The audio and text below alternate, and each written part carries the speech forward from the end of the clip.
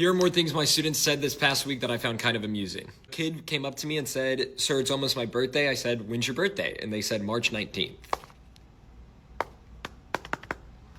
Almost is a crazy term to use. A student asked me if there were still slaves in the world today. I said there's actually more people in slavery today than in any other point in human history. The student said, "I feel like if that were true, we'd know about it." I said, "We do know about it. That's why I just told you that." And they said, "Well, then why don't we just bomb them?" Bomb the slaves? And then they said that's not what they meant, and then did not clarify further. Anyways, I don't see a Nobel Peace Prize in that kid's future.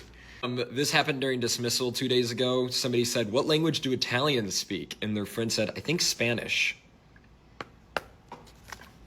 We read part of the Gettysburg Address, and a student asked, what did Abraham Lincoln sound like?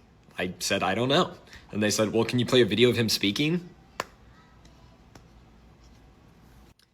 I don't know what the context of this was. It was during dismissal. I heard a student say, "Why is December transgender?" As in the month.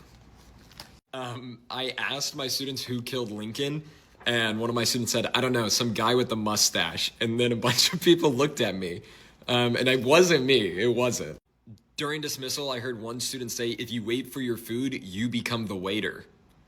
Their friend was silent for a little bit and then said, "How do you know your food's weight?"